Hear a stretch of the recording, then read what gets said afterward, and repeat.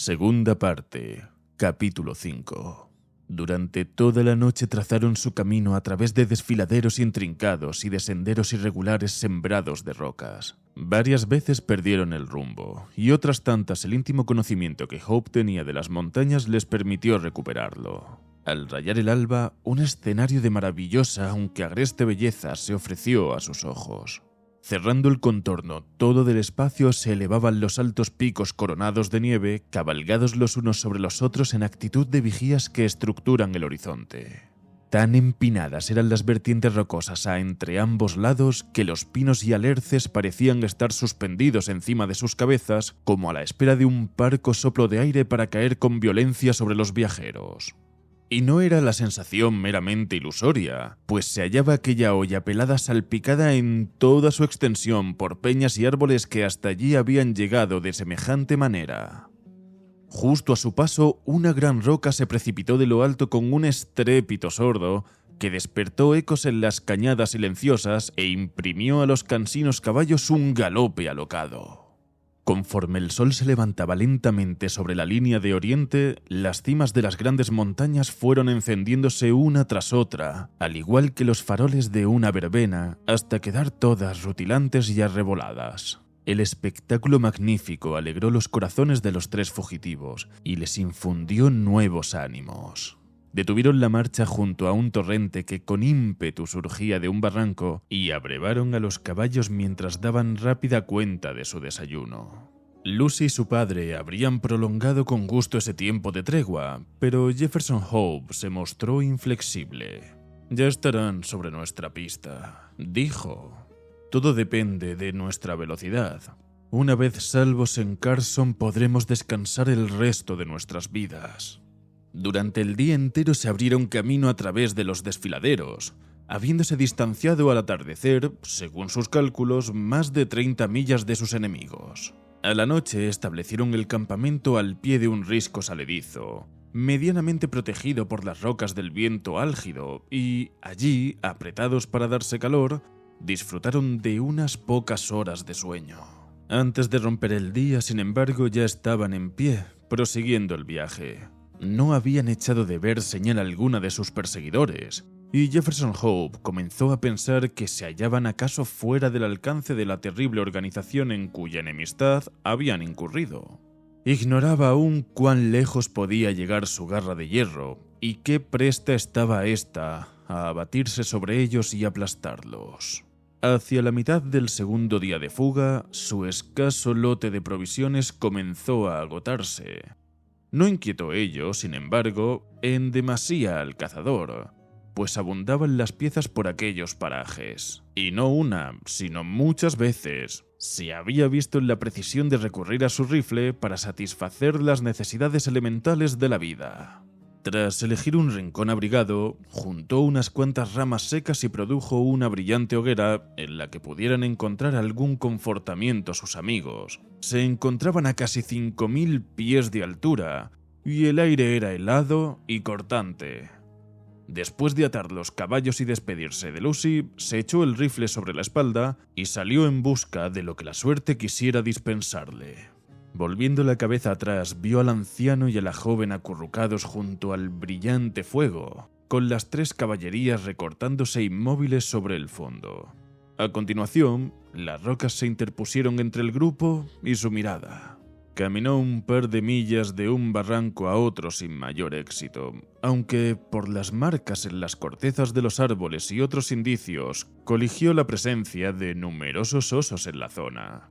Al fin, tras 2 o 3 horas de búsqueda infructuosa, y cuando desanimado se disponía a dar marcha atrás, vio, echando la vista a lo alto, un espectáculo que le hizo estremecer de alegría.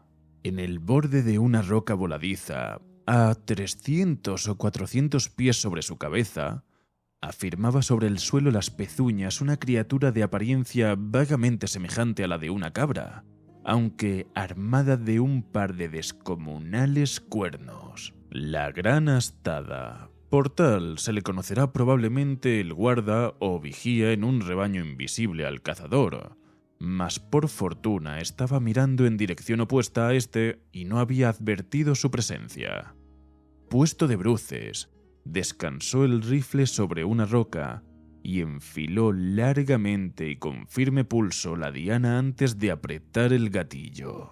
El animal dio un respingo, se tambaleó un instante a orillas del precipicio y se desplomó al cabo valle abajo. Pesaba en exceso la res para ser llevada a cuestas, de modo que el cazador optó por desmembrar una pierna y parte del costado. Con este trofeo terciado sobre uno de los hombros se dio prisa a desandar lo andado, ya que comenzaba a caer la tarde. Apenas puesto en marcha, sin embargo, advirtió que se hallaba en un trance difícil. Llevado de su premura, había ido mucho más allá de los barrancos conocidos, resultándole ahora difícil encontrar el camino de vuelta. El valle donde estaba tendía a dividirse y subdividirse en numerosas cañadas, tan semejantes que se hacía imposible distinguirlas entre sí. Enfiló una por espacio de 1 milla o más hasta tropezar con un venero de montañas que le costaba no haber visto antes. Persuadido de haber errado el rumbo, probó otro distinto, mas no con mayor éxito. La noche caía rápidamente, y apenas si restaba alguna luz cuando dio por fin con un desfiladero de aire familiar. Incluso entonces no fue fácil seguir la pista exacta, porque la luna no había ascendido aún y los altos riscos, elevándose a una y otra mano, acentuaban aún más la oscuridad. Abrumado por su carga y rendido tras tanto esfuerzo, avanzó a trompicones, infundiéndose ánimos con la reflexión de que a cada paso que diera se acortaba la distancia entre él y Lucy, y de que habría comida bastante para todos durante el resto del viaje. Ya se hallaba en el principio mismo del desfiladero en que había dejado a sus compañeros. Incluso en la oscuridad acertaba a reconocer la silueta de las rocas que lo rodeaban. Estarían esperándolo, pensó, con impaciencia, pues llevaba casi 5 horas ausente. En su alegría juntó las manos, se las llevó a la boca a modo de bocina y anunció su llegada con un fuerte grito resonante a lo largo de la cañada. Se detuvo y esperó la respuesta. Ninguna obtuvo, salvo la de su propia voz, que se extendió por las tristes silenciosas cañadas hasta retornar multiplicada en incontables ecos. De nuevo gritó, incluso más alto que la vez anterior. Y de nuevo permanecieron mudos los amigos a quien había abandonado tan solo unas horas atrás. Una angustia indefinible y sin nombre se apoderó de él, y dejando caer en su desvarío la preciosa carga de carne, echó a correr frenéticamente campo adelante. Al doblar la esquina pudo avistar por entero el lugar preciso en que había sido encendida la hoguera. Aún restaba un cúmulo de brasas, evidentemente no avivadas desde su partida. El mismo silencio impenetrable reinaba en derredor. Con sus aprensiones mudadas en certeza, prosiguió presuroso la pesquisa. No se veía cosa viviente junto a los restos de la hoguera. Bestias, hombre, muchacha, habían desaparecido. Era evidente que algún súbito y terrible desastre había ocurrido durante su ausencia.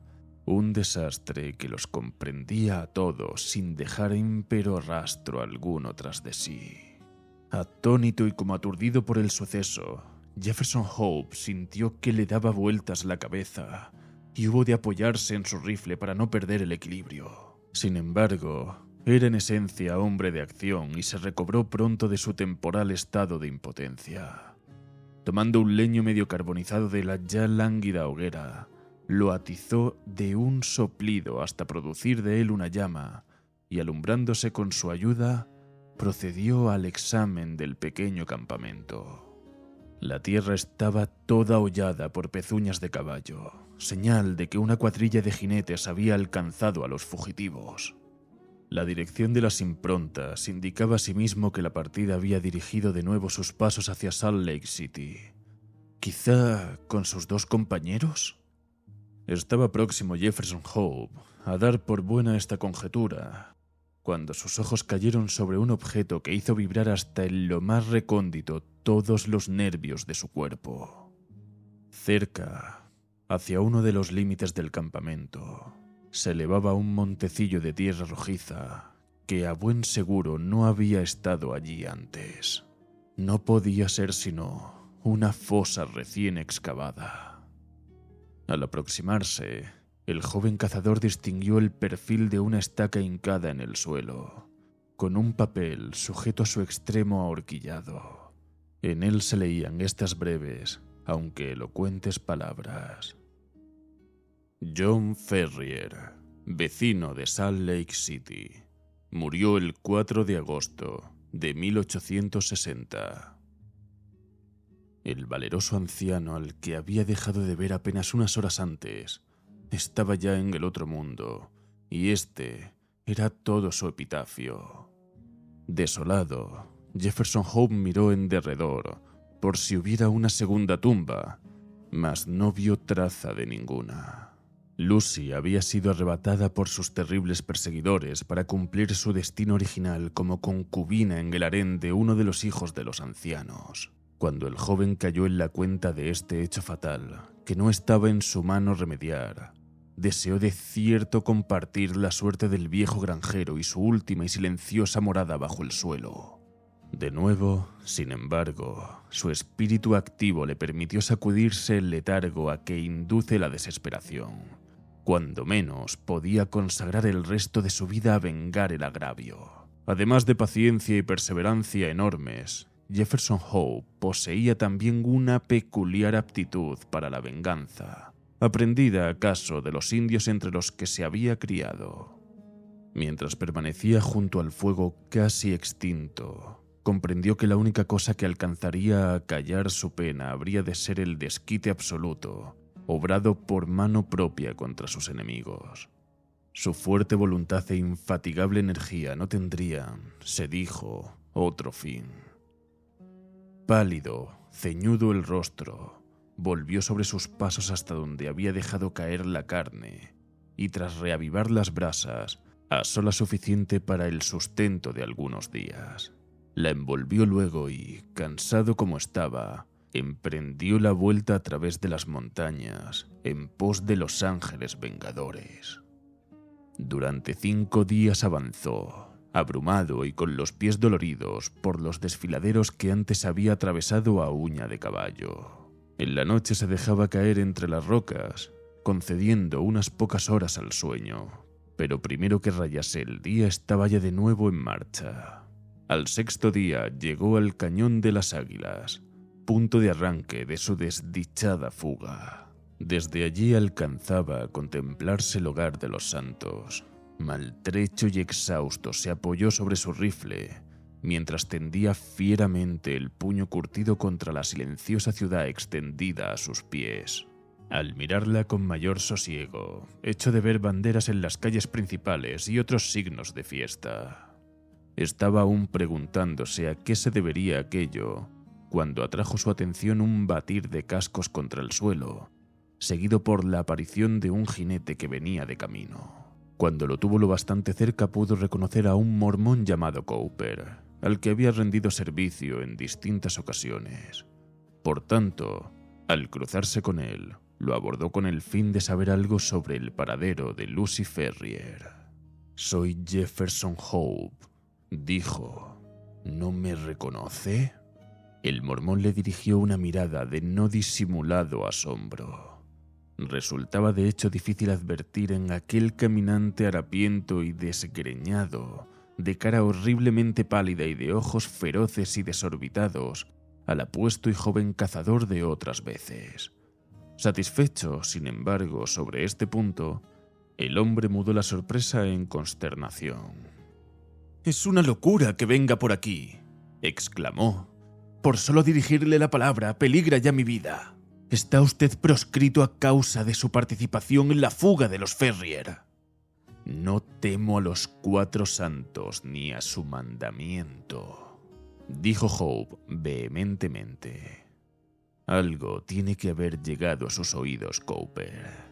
Le conjuro por lo que más quiera para que dé contestación a unas pocas preguntas. Siempre fuimos amigos. Por Dios, no rehúya responderme». «¿De qué se trata?», inquirió nervioso el mormón. «Sea rápido. Hasta las rocas tienen oídos y los árboles ojos. ¿Qué ha sido de Lucy Ferrier? Fue dada ayer por esposa al joven Drever. Ánimo, hombre, ánimo. Parece usted un difunto. No se cuide de mí, repuso Hope con un susurro. Estaba mortalmente pálido y se había dejado caer al pie del peñasco que antes le servía de apoyo. De modo que se ha casado. Justo ayer, no otra cosa conmemoran las banderas que se ven ondear en la casa fundacional. Los jóvenes Drever y Stangerson anduvieron disputándose la posesión del trofeo. Ambos formaban parte de la cuadrilla que habían rastreado a los fugitivos, y de Stangerson es la bala que dio cuenta del padre, lo que parecía concederle alguna ventaja. Mas al solventarse la cuestión en el consejo, la facción de Drever llevó la mejor parte, y el profeta puso en manos de éste a la chica. A nadie pertenecerá por largo tiempo, sin embargo, ya que ayer vi la muerte pintada en su cara. Más semeja un fantasma que una mujer. ¿Se marcha usted? Sí, dijo Jefferson Hope, abandonada por fin su posición sedente. Parecía cincelado en mármol el rostro del cazador. Tan firme y dura se había tornado su expresión, en tanto los ojos brillaban con un resplandor siniestro. ¿A dónde se dirige? No se preocupe, repuso, y terciando el arma sobre su hombro, siguió cañada adelante hasta lo más profundo de la montaña, allí donde tienen las alimañas su guarida. De todas ellas, era él la más peligrosa. Entre aquellas fieras, la dotada de mayor fiereza. La predicción del mormón se cumplió con macabra exactitud. Bien impresionada por la aparatosa muerte de su padre, bien a resultas del odioso matrimonio a que se había visto forzada, la pobre Lucy no volvió a levantar cabeza, falleciendo al cabo tras un mes de creciente languidez. Su estúpido marido, que la había desposado sobre todo porque apetecía la fortuna de John Ferrier, no mostró gran aflicción por la pérdida, pero sus otras mujeres lloraron a la difunta y velaron su cuerpo la noche anterior al sepelio, según es costumbre entre los mormones. Estaban agrupadas al alba en derredor del ataúd cuando, para su inexpresable sorpresa y terror, la puerta se abrió violentamente y un hombre de aspecto salvaje, curtido por la intemperie y cubierto de harapos, penetró en la habitación. Sin decir palabra o dirigir una sola mirada a las mujeres encogidas de espanto, se dirigió a la silenciosa y pálida figura que antes había contenido el alma pura de Lucy Ferrier. Inclinándose sobre ella, apretó reverentemente los labios contra la fría frente, tras lo cual levantó la mano inerte, tomó de uno de sus dedos el anillo de desposada. «¡No la enterrarán con esto!», gritó con fiereza, y antes de que nadie pudiera dar la señal de alarma, desapareció escaleras abajo. Tan peregrino y breve fue el episodio que los testigos habrían hallado difícil concederle crédito o persuadir de su veracidad a un tercero, a no ser por el hecho indudable de que el anillo que distinguía a la difunta como novia había desaparecido. Durante algunos meses, Jefferson Hope permaneció en las montañas, llevando una extraña vida salvaje y nutriendo en su corazón la violenta sed de venganza que lo poseía. En la ciudad se referían historias sobre una fantástica figura que merodeaba por los alrededores y que tenía su morada en las solitarias cañadas montañosas. En cierta ocasión, una bala atravesó silbando la ventana de Stangerson y fue a estamparse contra la pared a menos de 1 metro del mormón. Otra vez, cuando pasaba Drever junto a un crestón, se precipitó sobre él una gran peña que le hubiera causado muerte terrible a no tener la presteza de arrojarse de bruces hacia un lado. Los 2 jóvenes mormones descubrieron pronto la causa de estos atentados contra sus vidas y encabezaron varias expediciones por las montañas con el propósito de capturar o dar muerte a su enemigo, siempre sin éxito. Entonces decidieron no salir nunca solos o después de anochecido y pusieron guardia a sus casas. Transcurrido un tiempo, ya no le fue necesario mantener estas medidas, pues había desaparecido todo rastro de su oponente, en el que terminaron por creer acallado el deseo de venganza. Por lo contrario, este, si cabe, se adueñaba cada vez más del cazador.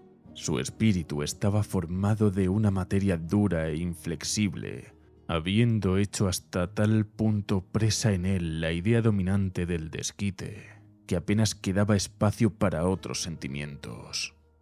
Aún así era aquel hombre, sobre todas las cosas, práctico. Comprendió pronto que ni siquiera su constitución de hierro podría resistir la presión constante a la que estaba sometiendo. La intemperie y la falta de alimentación adecuada principiaban a obrar su efecto. Caso de que muriese como un perro en aquellas montañas, ¿qué sería de su venganza? Y había de morir de cierto si persistía en el empeño. Sintió que estaba jugando las cartas de sus enemigos, de modo que muy a su pesar volvió a las viejas minas de Nevada, con ánimo de reponer allí su salud y reunir dinero bastante a proseguir sin privaciones su proyecto. No entraba en sus propósitos estar ausente arriba de un año, mas una combinación de circunstancias imprevistas le retuvo en las minas cerca de 5. Al cabo de esto, sin embargo, el recuerdo del agravio y su afán justiciero no eran menos agudos que en la noche memorable transcurrida junto a la tumba de John Ferrier. Disfrazado y bajo nombre supuesto, retornó a Salt Lake City, menos atento a su vida que a la obtención de la necesaria justicia. Un trance adverso le aguardaba en la ciudad. Se había producido pocos meses antes una cisma en el pueblo elegido, tras la rebelión contra los ancianos de algunos jóvenes miembros que, separados del cuerpo de la iglesia, habían dejado Utah para convertirse en gentiles. Drever y Stangerson se encontraban entre estos, y nadie conocía su paradero. Corría la especie de que el primero, por haber alcanzado a convertirse parte de sus bienes en dinero, seguía siendo hombre acaudalado, mientras su compañero Stangerson nutría el número de los relativamente pobres. Sobre su destino actual nadie poseía, sin embargo, la menor noticia. Muchos hombres, por grande que fuera el deseo de venganza, habrían cejado en su propósito ante tamañas dificultades, pero Jefferson Hope no desfalleció un solo instante. Con sus escasos bienes de fortuna, y ayudándose con tal o cual modesto empleo, viajó de una ciudad a otra de los Estados Unidos en busca de sus enemigos. Fue cediendo cada año lugar al siguiente, y se entreveró su negra cabellera de hebras blancas, mas no cesó aquel sabueso humano en su pesquisa, atento todo al objeto que daba sentido a su vida. Al final obtuvo tanto ahínco su recompensa. Bastó la rápida visión de un rostro al otro lado de una ventana para confirmar que Cleveland, en Ohio, constituía a la sazón el refugio de sus dos perseguidos. Nuestro hombre retornó a su pobre alojamiento con un plan de venganza concebido en todos sus detalles. El azar quiso, sin embargo, que Drever, sentado junto a la ventana, reconociera al vagabundo, en cuyos ojos leyó una determinación homicida. Acudió presuroso a un juez de paz, acompañado por Stangerson, que se había convertido en su secretario, y explicó el peligro en que se hallaban sus vidas, amenazadas, según dijo, por el odio y los celos de un antiguo rival. Aquella misma tarde, Jefferson Hope fue detenido, y no pudiendo pagar la fianza, hubo de permanecer en prisión varias semanas. Cuando al fin recobró la libertad, halló desierta la casa de Drever, quien, junto a su secretario, había emigrado a Europa. Otra vez había sido burlado el vengador, y de nuevo su odio intenso lo indujo a proseguir la caza. Andaba escaso de fondos, sin embargo, y durante un tiempo tuvo que volver al trabajo, ahorrando hasta el último dólar para el viaje inminente. Al cabo, Rehechos sus medios de vida, partió para Europa, y allí de ciudad en ciudad siguió la pista de sus enemigos, oficiando en toda suerte de ocupaciones serviles sin dar nunca alcance a su presa. Llegado a San Petersburgo, resultó que aquellos habían partido a París, y una vez allí se encontró con que acababan de salir para Copenhague. A la capital danesa arribó de nuevo con unos días de retraso, ya que habían tomado el camino de Londres, donde logró al fin atraparlos. Para lo que sigue, será mejor confiar en el relato del propio cazador, tal como se haya puntualmente registrado en el diario del Dr. Watson, al que debemos ya inestimables servicios.